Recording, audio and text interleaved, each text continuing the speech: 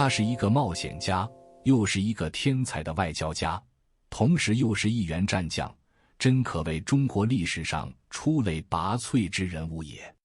史学家简伯赞对张骞的这句评价，精准勾勒出这位西汉先行者的多重身份。事实上，张骞的价值远不止于此，他在汉武帝时期的西行壮举，不仅是个人命运的转折，更像一把钥匙，撬动了中原与西域千年隔绝的格局，深刻重塑了中国历史的发展走向。从开辟连接东西方的丝绸之路，到推动中原文化与西域文明的深度交融，他用脚步丈量戈壁的每一寸土地，为中华文明的向外辐射与多元滋养立下了足以贯穿古今的不朽功勋。当时的东亚大陆上，中原与西域恰似被大漠、雪山与草原隔绝的平行世界。汉朝君臣对河西走廊以西的认知，多来自边境商旅零星的传闻，或是西有诸国多产奇珍的模糊描述，或是匈奴袭击月支远遁的碎片化信息，从未有过系统真实的图景。而西域诸国对汉朝的了解，也仅停留在东方有强悍、富庶多丝帛的遥远想象中，连彼此的确切方位、国力强弱都无从知晓。正是张骞带着100余人使团踏上西行之路，以13年风霜为代价，亲手打破了这份隔绝。他不仅将大渊的汗血马、大夏的玉石、康居的骑兵风貌一一呈现在汉武帝面前，更让汉朝的旗帜首次越过葱岭，在中亚腹地留下汉史志的声威。若将这段历史置于全球文明的坐标中审视，张骞事业的非凡意义更显厚重。公元前139年，当张骞从陇西出发时，西方世界正经历着剧烈的格局动荡。地中海沿岸，罗马共和国与迦太基的第3次布匿战争已进入决胜阶段，汉尼拔的军事传奇即将落幕，罗马的霸权即将笼罩整个地中海、中亚腹地。亚历山大大帝留下的希腊化巴克特里亚王国，正因内部纷争走向分崩离析，无力抵御周边游牧部族的冲击。在这样的时代背景下，张骞的西域之行成为东亚文明史上第一次有组织、有明确战略目标的向西探索。它不同于游牧部族的迁徙，也不同于商旅的零星贸易，而是以国家力量为支撑，带着联合盟友、共抗匈奴的战略使命，同时兼具认知未知世界的探索属性。司马迁以凿空2字概括其功，恰如其分。凿的是地理上的阻隔，空的是认知上的空白，而这一凿一空，更开启了东西方文明主动对话的新纪元。这份开拓精神与历史价值，即便与15世纪的地理大发现相比，也毫不逊色。后者是海洋文明对新世界的探索，前者则是大陆文明对未知疆域的突破，二者同为人类文明拓展边界的伟大实践。时间回到公元前2世纪的西汉，此时的汉朝已非初年天子不能聚军祀，而将相或乘牛车的困局。经过汉文帝、汉景帝2代休养生息、轻徭薄赋、与民休息的政策，让国库充盈，粮仓储满，人口数量大幅回升，国力终于从秦末战乱的废墟中崛起，具备了与北方匈奴抗衡的基础。但匈奴的威胁始终如同一把悬在汉朝头顶的利刃，他们凭借骑兵的机动性，频繁南下侵扰雁门、云中、上古等边境郡，烧杀抢掠，甚至一度逼近长安近郊，不仅让边境百姓流离失所，更严重动摇了汉朝的边疆稳定。汉匈之间的战事虽时有爆发，但汉朝多处于被动防御状态，始终未能找到彻底扭转局势的战略突破口。就在此时，一个关键情报从匈奴降者口中传出，匈奴曾对西迁的月支国发动突袭，杀死月支王，并将其头颅制成饮酒的器皿。月支人被迫继续西迁，虽对匈奴怀有深仇大恨，却因势单力薄，始终找不到盟友共同复仇。这一消息传到长安，汉武帝刘彻立刻敏锐地捕捉到其中的战略价值。若能与月支建立联盟，形成东西夹击之势，便能从根本上瓦解匈奴的军事优势，彻底解除北方威胁。但实现这一战略的难度超乎想象，从汉朝到月支，必须穿越匈奴控制的河西走廊与西域东部，沿途不仅有戈壁沙漠的恶劣环境，更随时可能遭遇匈奴骑兵的拦截，堪称九死一生的险途。于是汉武帝向全国公开招募能担此重任的使者，而来自汉中郡城固县的郎官张骞毫不犹豫地挺身而出，主动应募。在汉代的官僚体系中，郎官虽为皇帝的侍从官，负责护卫宫廷、传达诏令、顾问应对等事务，但其选拔标准却并不低，既要出身清白，又需具备一定的才能与品行，因此多从贵族子弟、地方举荐的贤才中选拔。张骞能跻身郎官之列，绝非仅凭出身。汉代郎官体系中，除了依靠家世的阴任郎，还有通过举孝廉、举贤良等途径入选的贤能郎。张骞的背景虽无明确记载，但从他后来西行中展现出的沉稳、坚韧与应变能力来看，他更可能是凭借敏锐的观察力、果决的判断力与过人的胆识脱颖而出。史书中虽未详述他应募时的心境，但从他主动承担经匈奴之地、同月支之好这一贤任中，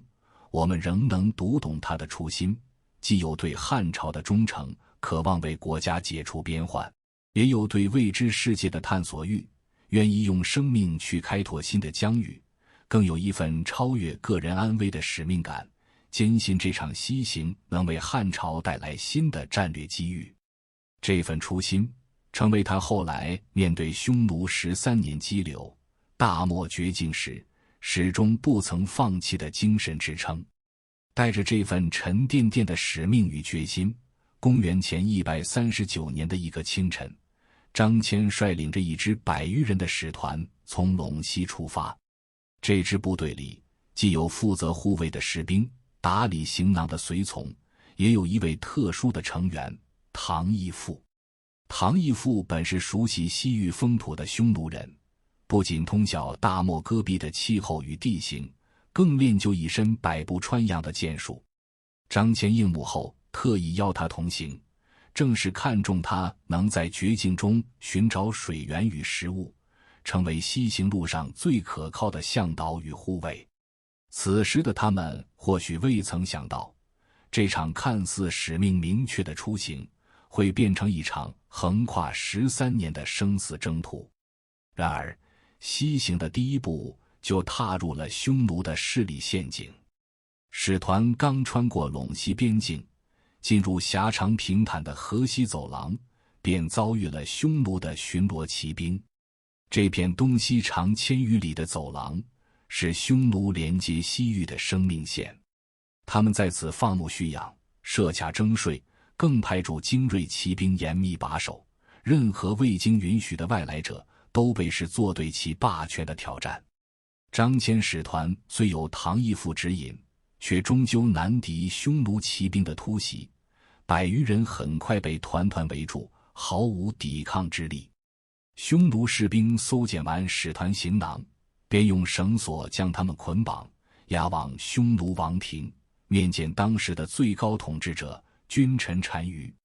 君臣单于统治下的匈奴正处于鼎盛时期，势力范围广阔，东抵辽东，西至葱岭，南接长城，是汉朝最强大的对手。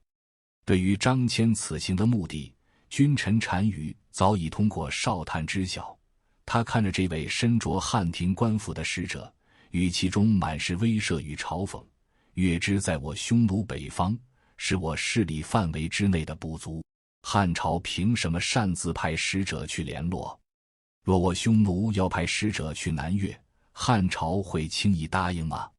在君臣单于眼中，汉朝想绕过匈奴联合月支，无异于断匈奴右臂，既是对其战略利益的侵犯，更是对其草原霸权的公然挑衅。但他并未立刻处死张骞。对匈奴而言，这位来自汉朝的使者或许还有利用价值，一场长达10余年的软化与同化就此拉开序幕。张骞一行人就这样被匈奴扣留，这一扣便是11个春秋。匈奴人并未将他投入牢笼，反而用一种更温和却更考验意志的方式对待他。君臣单于亲自为他挑选了一位匈奴女子为妻，还给予他相对自由的活动空间，甚至允许他参与匈奴的游牧生活。他们试图用家庭的羁绊、安稳的日子，磨掉张骞心中的汉士身份，让他彻底成为匈奴的一员。可司马迁在《史记大渊列传》中，只用了几个字便定格了张骞的坚守。刘谦10余岁，与妻有子，然谦持汉节不失。那根汉节对张骞而言，远非一根普通的旌旗杆，它是汉武帝亲授的国信，是汉朝权威的延伸，更是他个人使命与精神归属的实体象征。在匈奴的10余年里，节杖上的牦牛尾早已脱落殆尽，光滑的木柄上浸染着他的汉字与掌纹。每一次握紧，都是一次对故乡和誓言的重温。这种不失，不仅是物理上的保管，更是精神上的绝不屈服和身份上的绝不认同。它使得张骞的匈奴岁月，从一个单纯的囚徒，升华为一场漫长的意志较量。在旁人看来被动囚禁的岁月里，张骞却悄悄将这段经历变成了一场深入的西域调研。他跟着匈奴部落逐水草而居，白天观察他们的游牧路线、目的分布，墨迹哪里有常年不和的泉眼，哪里有可供大军补给的绿洲，夜晚围坐在篝火旁，听匈奴人讲述草原部落的纷争、西域诸国的传闻。他知道了大渊国盛产日行千里的汗血马，康居国的骑兵战力能与大越之抗衡，大夏国没有统一的君主，而是由各个城邑的小首领分别治理。他还摸清了匈奴的军事部署规律，春季牧民迁徙时，边境防守最松，冬季大雪封山时，骑兵多集中在王庭附近。这些看似琐碎的信息，后来都成了汉朝对付匈奴的关键情报。多年后，卫青北征匈奴，正是靠张骞指引的水草之地，才让汉军在茫茫大漠中免于饥渴，最终大破匈奴。也正是这段岁月，让张骞从一个带着使命出发的使者，蜕变为汉朝最懂匈奴、最懂西域的战略专家。时间来到被扣留的第11个年头，君臣单于病逝，匈奴贵族为争夺王位陷入内乱，对张骞的监视也随之松懈。张骞敏锐地捕捉到这一丝缝隙，他知道，若错过这次机会，或许此生都无法完成汉武帝的使命。他悄悄找到唐义父，两人在深夜里敲定了逃跑计划。他们没有惊动熟睡的家人，只带了少量干粮与那根早已斑驳的汉节，趁着匈奴哨兵换岗的间隙，摸黑逃出了匈奴营地。月光下，他们向着西方疾驰，身后是生活了11年的匈奴部落，身前是未知的戈壁与遥远的月支。对张骞而言，舍弃家庭的痛苦与对使命的执着交织在一起，但他心中只有一个念头：继续西行，完成最初的任务。逃出匈奴营地后，张骞与唐义父的西行之路才真正踏入了生死禁区。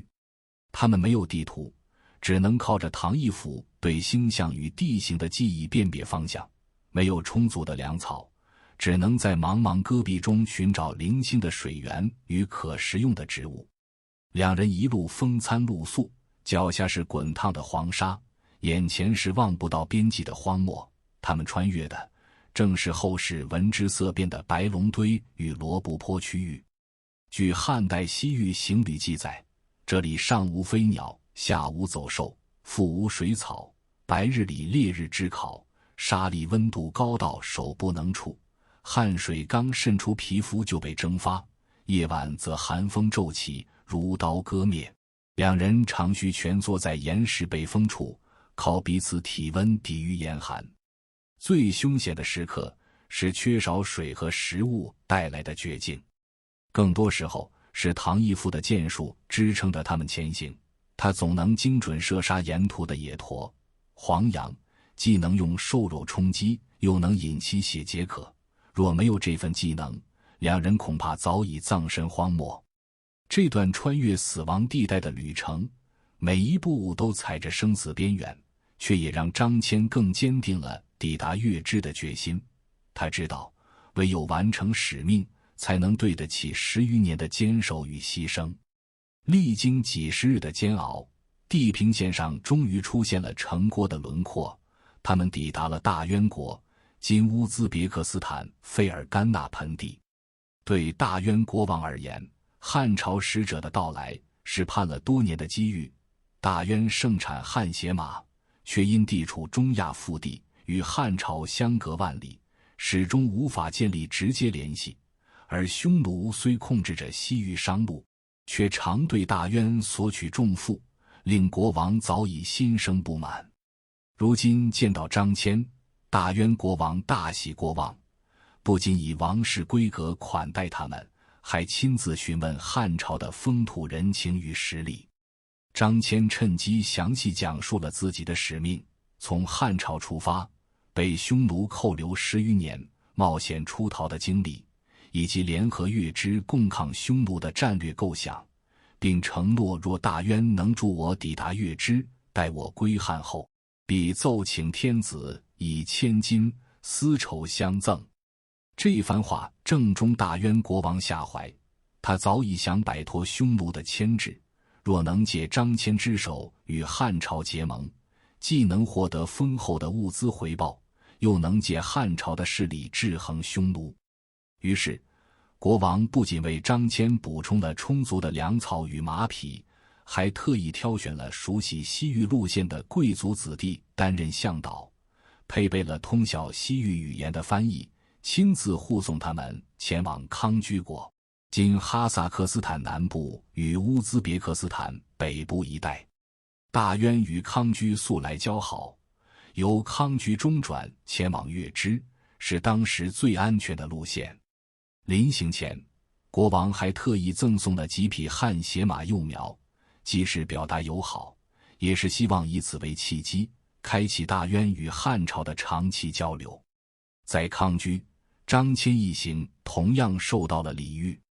康居国王深知大渊与汉朝的潜在联系，不愿错失结交汉朝的机会，很快便派使者护送张骞前往大月支。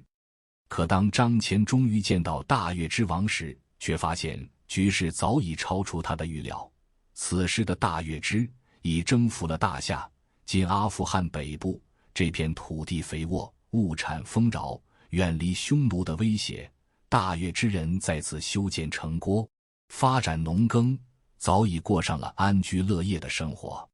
当年被匈奴杀害的老月支王的儿子即位，他虽亲身经历过国破家亡的痛苦，却也清楚眼下的处境。大月支与汉朝相隔万里，即便结盟，汉朝援军也无法及时赶到。而大夏的安稳生活，早已让民众失去了复仇的斗志，不愿再卷入战争，成为全国上下的共识。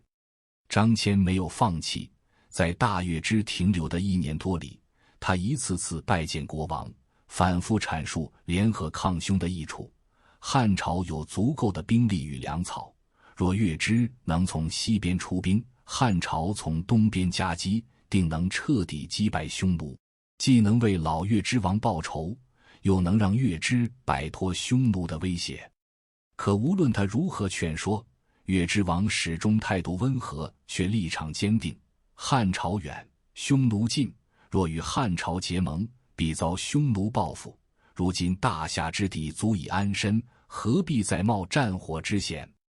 张骞明白，月支已无复仇之心，继续停留也无意义，只能带着遗憾踏上归程。为了避开匈奴控制区，张骞决定改变归程路线，从羌人居住的区域今青海、甘肃南部一带返回。这个决定并非盲目冒险，他在匈奴期间曾听牧民提及，羌人与匈奴虽有往来，却非从属，且羌人地区多山地、峡谷，匈奴的控制力相对薄弱。更重要的是，他想借此机会接触羌人部落，了解他们的态度。若能争取羌人的支持，汉朝便能多一个对抗匈奴的盟友。可他未曾料到，在自己被羁留的10余年间，匈奴以武力征服羌人诸部，并在其关隘派驻骑兵，严加控制。当张骞与唐义父刚进入羌人地界，就被匈奴骑兵发现，再次沦为俘虏。命运仿佛开了个残酷的玩笑，他历经千辛万苦抵达月支，却在归途中再次落入匈奴手中。这一次，张骞又在匈奴被扣留了1年多。公元前126年，在位多年的老单于去世，其弟伊稚茶单于发动政变夺取王位，匈奴贵族因王位继承陷入内乱，局势一片混乱，对俘虏的监视也随之松懈。张骞敏锐抓住这稍纵即逝的机会，一边悄悄与唐义父敲定出逃计划，一边决意带上妻子。他既不愿再因使命舍弃家人，也想让这位陪伴自己多年的匈奴女子亲眼看看他魂牵梦萦的汉地。出逃当晚，3人趁着匈奴哨兵换岗的间隙，摸黑离开营地。他们避开匈奴部落的巡逻路线，在夜色与荒漠的掩护下向东狂奔，途中既要应对戈壁的酷热与严寒，又要提防零星匈奴游骑的察觉，历经无数艰难险阻，终于在这一年年末抵达长安。当熟悉的汉地城池出现在视野中时，张骞望着身边的唐义父与妻子，手中的汉节握得更紧。这场横跨10余年的征途，他不仅带回了西域的情报与使命的坚守，也带回了一段跨越民族的相伴之缘。从公元前139年出发，到公元前126年归来，张骞的西行之旅整整持续了13年。张骞最初出使时，使团共有100多人，历经13年艰难跋涉，最后只剩他和唐义父2个人回到汉朝。出发时他还是壮年，归来时却已鬓角染霜，西行路上的风霜全都刻在了他身上。但张骞带回长安的，远不止活着回来这一点意义。他把自己亲身去过以及听闻的西域各国情况整理成一份详细的情报，全都呈给了汉武帝。史记大渊列传几乎用了1半篇幅记录这些珍贵情报，包括各国地理位置、物产风俗、军事实力等。这份情报对西域的描述，算得上是汉朝了解西域的第一份地理与人文档案。首先是地理与各国概况，张骞清晰标注了西域诸国的方位疆域。大渊在汉之西约万里，北临康居，西接大月支，西南近大夏。康居在大渊西北2000里，习俗类大月支，有8、9万骑兵，南附月支，东属匈奴。大月支在大渊西2、3千里，居于归水之北，随处迁徙，习俗同匈奴。早年败于匈奴后，征服大夏，与归水北厉王庭。乌孙在大渊东北2000里，习俗如匈奴，有几万骑兵，早年臣服匈奴，后见强劲民意归附。安息在大月之西数千里，国土广袤，城邑数百，百姓定居耕作，以淫为婢且必克王相，王室则换必克新王。调制在安息西数千里，近西海，且气候湿热。眼菜在康居西北2000里，随处迁徙，习俗类康居，有10几万骑兵，临北海，今里海或咸海。他还详述沿途险阻，西域东部有延泽、今罗布泊、楼兰、孤师等国依泽而居，而匈奴右翼控制着延泽至陇西长城一带，成为汉朝向西通行的阻碍。再讲物产和风俗，张骞记载大渊出产汗血马，还能酿造葡萄酒，境内有70多座城镇。他更带回了苜蓿和葡萄的种子。据史记记载，张骞见苜蓿能当汗血马的饲料，葡萄能酿造美酒，就把种子带回了长安。汉武帝随后在上林苑种植苜蓿，用来喂养马匹，葡萄也从皇宫逐渐传到民间，推动了中原酿酒业和园艺业的革新。此外，他还记录下大夏没有统一的君主，每个城邑都设有小首领，当地百姓擅长经商，国度的集市十分繁荣。安息有跨区域的商贸集市，文书是书写在皮革上，文字横行排列。调制人擅长魔术，这些细节都成了汉朝了解西域社会的珍贵资料。尤为关键的是，张骞在大夏见到了琼竹杖、蜀布，经询问得知这些物产来自东南方的深毒，今印度，遂大胆推断，蜀地物产能经深毒转运至大夏，说明西南地区必然存在一条避开匈奴、直达西域的捷径。他当即向汉武帝建议，从蜀地经深毒往大夏，道路又直又近，还有利可图。这一推断直接激发了汉武帝开拓西南夷的行动，虽因滇国等部落阻挠未能完全打通，但汉朝借此将统治范围延伸至云贵高原，加深了对西南边疆的认知，也展现了张骞超越西域、放眼全域的战略视野。至于军事和战略价值，他指明大渊、大夏兵力薄弱，安息、大月支虽然富裕或强大，却可以用财物利诱。武孙、康具有骑兵战力，能谋划联合。这份情报彻底打破了汉朝对西域只有零星传闻、模糊不清的认知，给汉武帝制定西域战略提供了最关键的第一手依据。当张骞手握着那根牦牛尾已经脱落，木柄被磨得发亮的焊接，把情报一条条奏报出来时，满朝文武没有一个不感动动容的。为了嘉奖他的功劳，汉武帝封张骞为太中大夫，这一官职隶属郎中令，虽无实权，但可参与朝政讨论，恰好为张骞提供了向汉武帝直接阐述西域战略的平台，也让他得以凭借对西域的了解，逐步深度参与汉朝的西部经略规划。而一直跟着他出生入死的唐义父，也因为保护使者有功，被封为奉使君。这位原名甘父的匈奴人，其身影与张骞一同铭刻史册，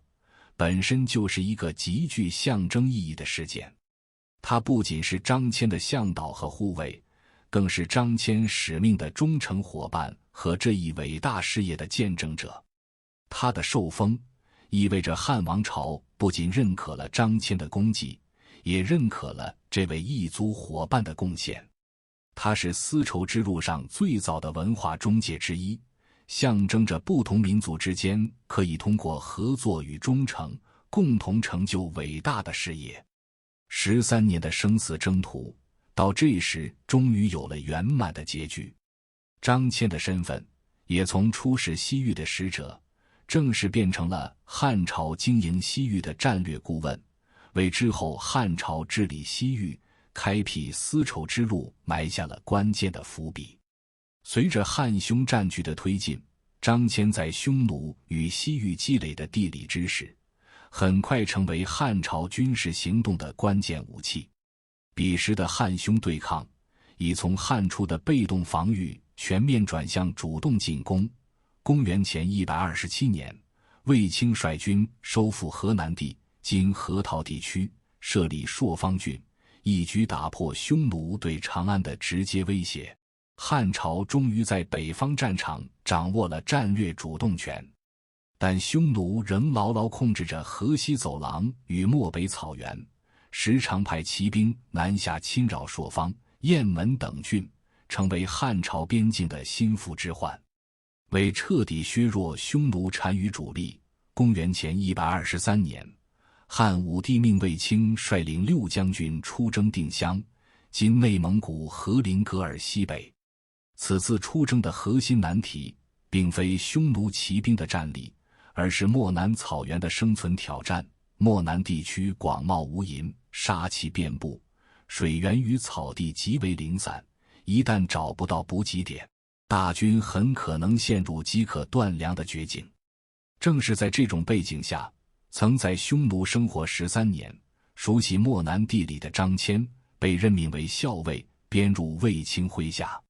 对卫青而言，张骞不仅是将领，更是活地图。他清楚知道哪些区域有常年不和的泉眼，哪些草地适合大军驻扎，哪些路线能避开匈奴的巡逻哨探。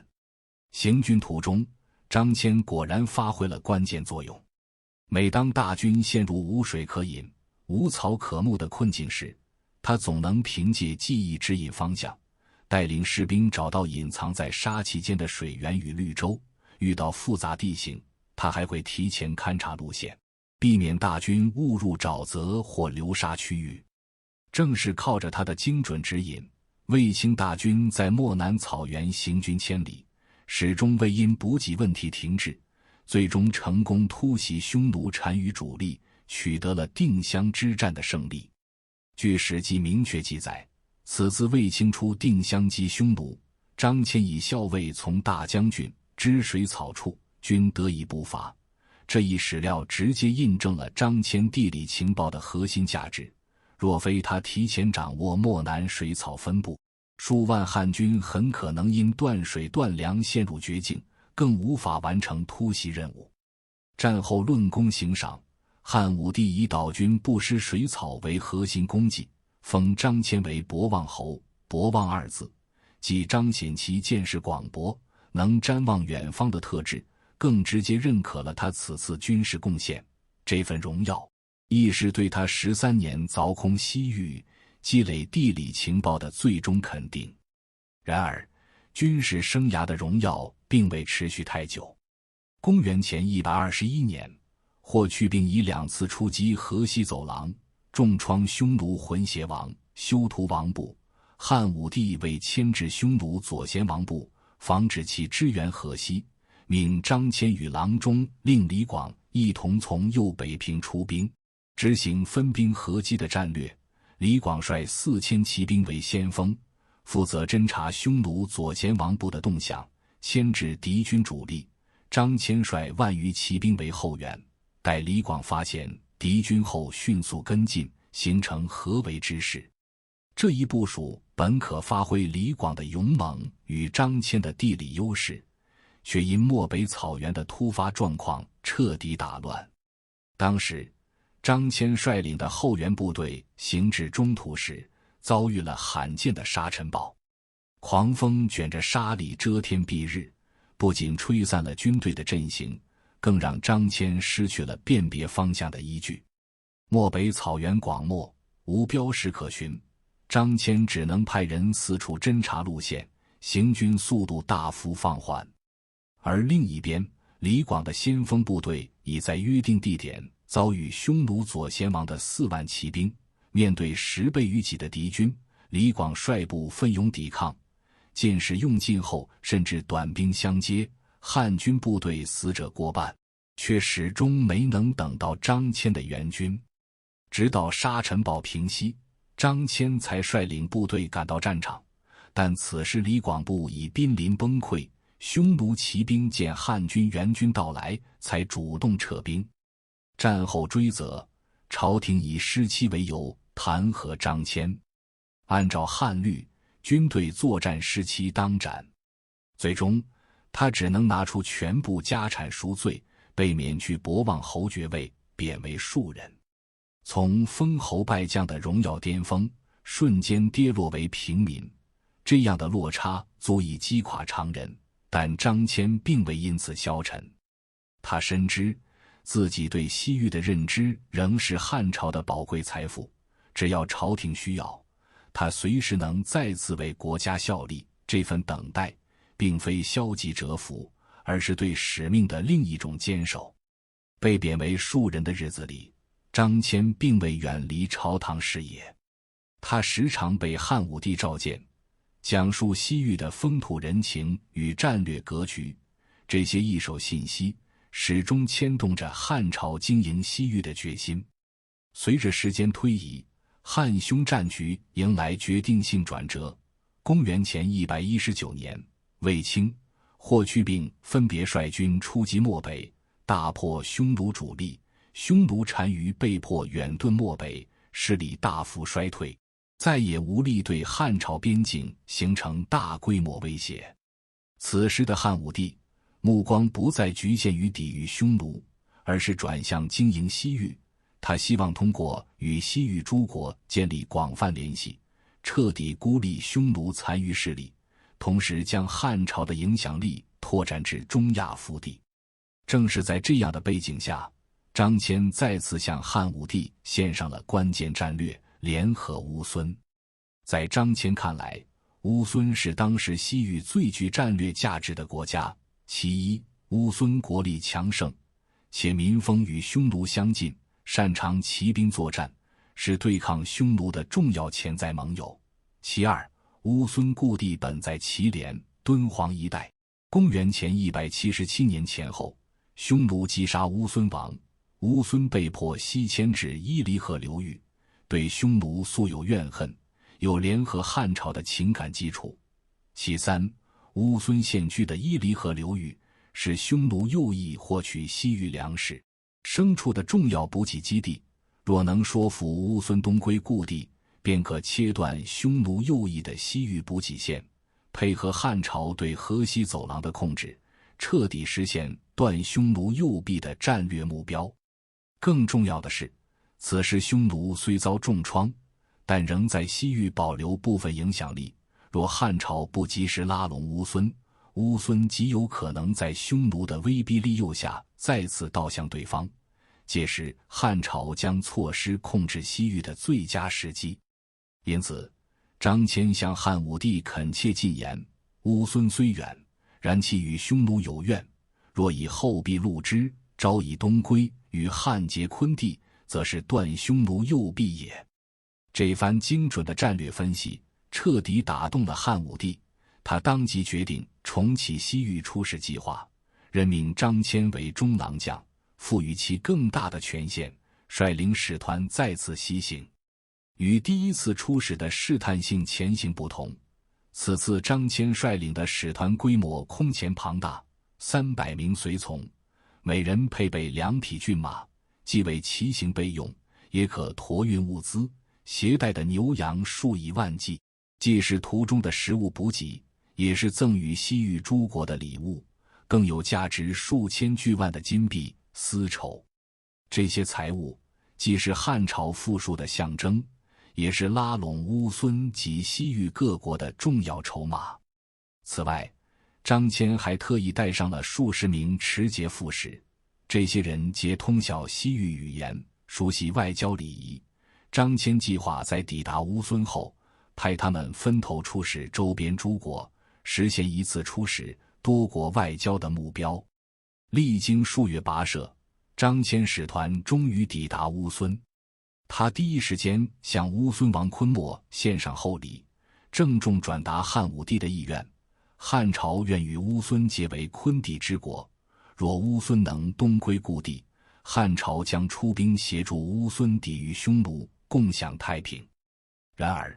昆莫的回应却充满犹豫。此时的乌孙正深陷内忧外患的困境。内部，昆莫年事已高，无力掌控朝政。昆莫的儿子大陆与孙子岑邹因王位继承问题矛盾尖锐，昆莫早年丧长子，遂立长孙岑邹为太子。次子大陆却因为或储位心怀不满，不仅收拢朱棣的部众，更将万余骑兵自成一部，公开与昆莫、岑邹分庭抗礼。外部，匈奴虽远遁漠北，但仍在乌孙周边派驻哨兵，对乌孙的动向虎视眈眈。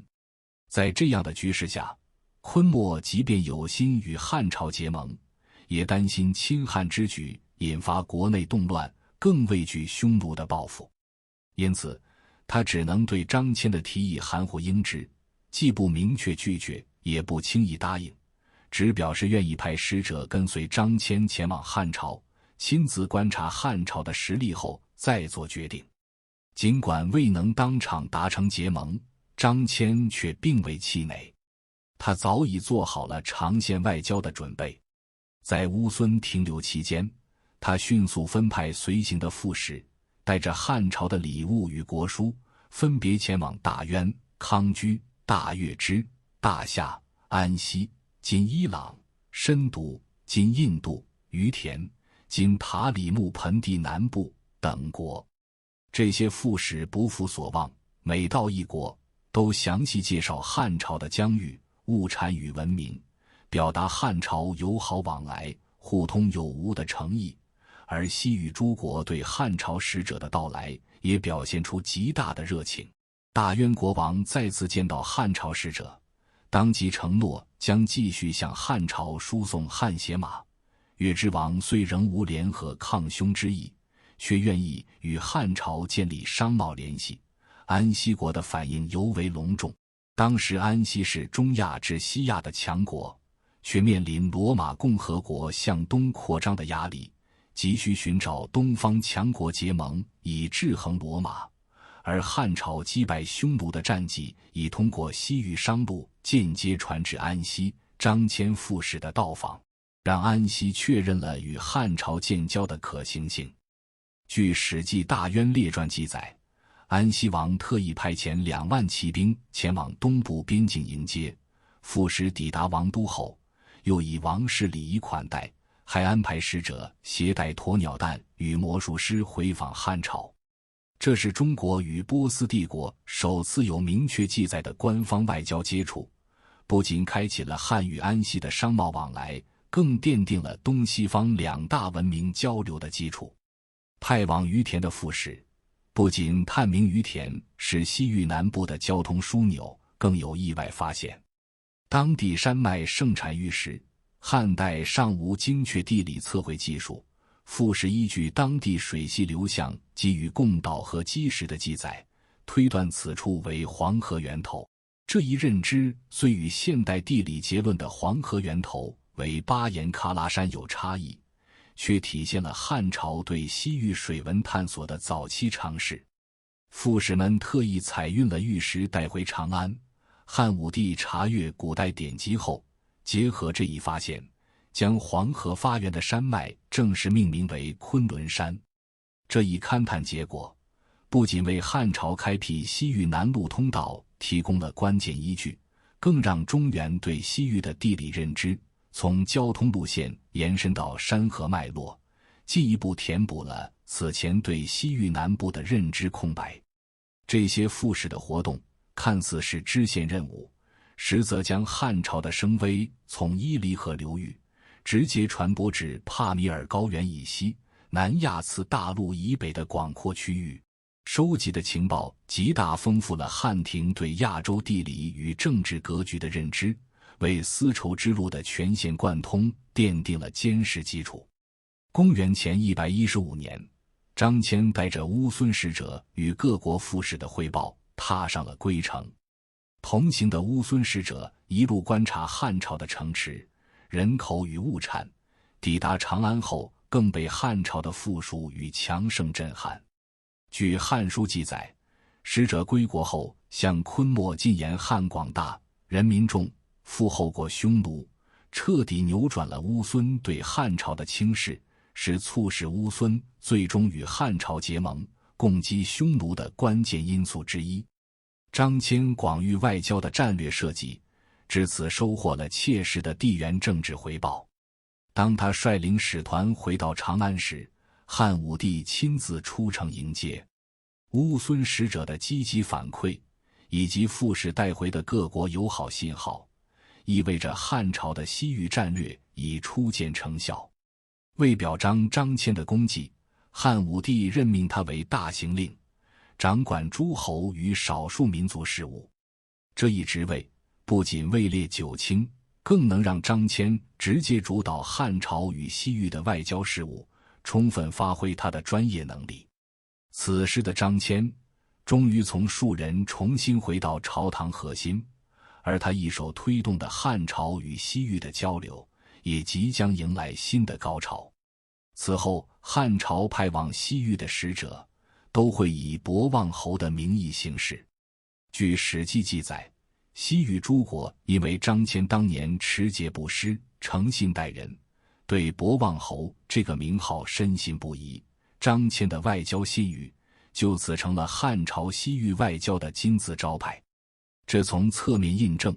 张骞的成功不仅在于探明了西域地理，更在于他用个人品格为汉朝与西域的交往奠定了诚信的基石。出任大行令后，张骞虽得以在朝堂之上主导西域外交，却没能摆脱常年奔波留下的病痛折磨。2次西行的岁月早已将他的身体彻底透支，早年被困匈奴13年的饥寒交迫，2次西行穿越沙漠，翻越葱岭时的风霜侵袭，早已在他身上刻下难以修复的损伤。即便如此，他仍坚持将各国使者的汇报整理成册，将西域的地理、物产信息补充完整，只为给汉朝留下更详实的西域档案。公元前114年秋天，长安已染上几分凉意，张骞的生命也走到了尽头，享年约50岁。汉武帝得知消息后，特意下令为他举办了规格颇高的葬礼，并依照他的遗愿，将他的灵柩送回故乡汉中郡成固县（今陕西省成固县博望镇）安葬。如今，张骞墓依然静静矗立在成固县的土地上。1938年的考古发掘证实了这座墓冢的历史真实性。墓前的石碑虽是后世所立，上面刻着汉博望侯张公骞墓，但他守护的却是2000多年前那段真实的传奇。石碑上的字迹虽有些模糊，却仍能让人感受到这位开拓者沉甸甸的功绩。这座墓冢不只是后世缅怀张骞的实物见证，更成了连接古今的精神坐标。每一位前来凭吊的人都能从这里读懂何为持节不失的坚守，何为凿空西域的勇气，何为文明互鉴的远见。张骞的离世并非一段传奇的落幕，而是人类文明交流史新纪元的序章。他以一己之躯穿越万里风沙，用13年光阴凿空西域所开辟的丝绸之路，绝非单纯的商贸通道，更是一条连接东西方文明的精神纽带。他以物质交流为起点，最终升华为文明对话的壮阔史诗。当中国的丝绸在罗马宫廷引发惊叹，漆器与铁器重塑西域的生产方式，造纸术后来经由这条通道改变世界知识传播的格局时，当西域的葡萄在中原庭院绽放新枝，苜蓿滋养的良马成为汉朝骑兵的铁甲洪流，胡旋舞的旋律融入长安的钟鼓之乐，天文历法的智慧补充着中原的农耕时序时，这种双向的文明滋养早已超越了地域与时代的界限。尤为深刻的是，张骞带回的不仅是物产与技艺，更是一种文明互鉴的思维范式。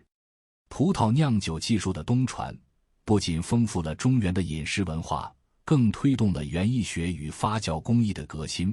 汉代酒坊从西域借鉴的低温发酵技术，让葡萄酒从宫廷奢侈品逐渐走入民间。胡麻、胡豆的引种，在扩充农业多样性的同时，悄然改变了北方民众的饮食结构。后世北魏齐民要术中记载的胡麻饭、胡豆羹，便是这种饮食融合的延续与总结。这些物质与技术的交流，并非单向的传入输出，而是中原与西域在生产生活层面的深度适配，为后续更广阔的文明对话奠定了基础。除物质与技术的交流外，张骞开辟的通道更成为精神文明传播的纽带。佛教自印度诞生后，便沿丝绸之路逐步东传，先传入西域诸国，如于田、龟兹，再经河西走廊进入中原。在与儒家仁爱、道家自然的碰撞融合中，佛教不仅自身演变为中国化的宗派，更与本土文化共同塑造了中国传统文化的精神内核。从魏晋玄学对空与无的思辨，到唐代敦煌莫高窟飞天壁画对佛国世界与中原审美的融合呈现，再到宋明理学将心性修养与佛理顿悟相结合的理论创新，都深嵌着这种文明交融的痕迹。张骞或许未曾预见，他当年开辟的交流通道，最终会成为中华文明海纳百川品格的生动印证。在战略层面，张骞的地理勘察与西域认知，堪称汉朝经略西部的战略蓝图。他向汉武帝详述的河西之地，祁连山下有绿洲，可耕可牧，为通西域要冲，不仅精准勾勒出河西走廊的地理价值，更直接推动了汉朝断匈奴右臂的战略落地。公元前121年至前111年间，武威、张掖、酒泉、敦煌4郡的设立，绝非简单的行政划分。武威彰显汉朝击溃匈奴的军威，张掖暗含张国毕耶以通西域的雄心，酒泉承载着戍边将士的家国情怀，敦煌则寄托着文明西传的远大愿景。这4座城池如同4颗明珠，串联起河西走廊，既构建起抵御匈奴的军事防线，更成为丝绸之路的中转站。军屯将士与移民在此耕作，往来的商队在此补给，不同语言的使者在此交汇，让汉之号另班西域矣的格局从构想变为现实。值得一提的是，司马迁与张骞的间接交集，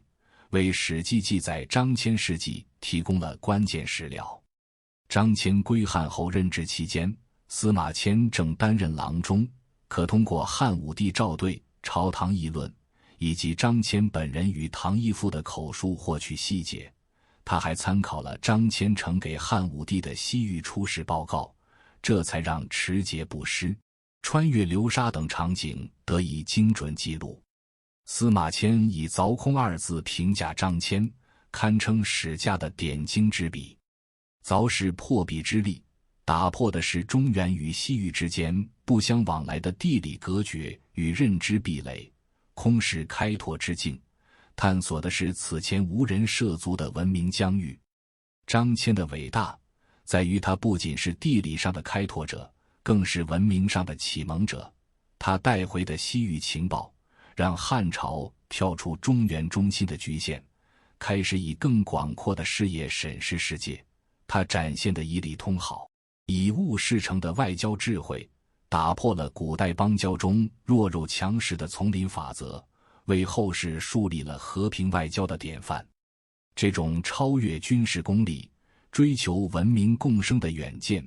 正是张骞精神最珍贵的内核。千百年间，张骞的精神始终是中华民族开拓进取的文化图腾。东汉班超投笔从戎，率36人纵横西域30年，平定50余国，其初心便是效仿张骞立功异域，以取封侯。他继承的不仅是张骞的探险精神，更是以文明感召西域的治理智慧。唐代玄奘西行求法，穿越沙漠，翻越雪山，其《大唐西域记》中对西域地理、民俗的细致记录，与张骞当年向汉武帝的西域汇报一脉相承，都是以个人脚步丈量文明边界。明代郑和七下西洋，率领庞大船队远至东非海岸，虽为海上丝绸之路，但其和平交流、互利共赢的理念与张骞通西域、促友好的初心如出一辙。甚至在近代，当我们面临这个纷繁复杂的时代时，张骞式的开拓精神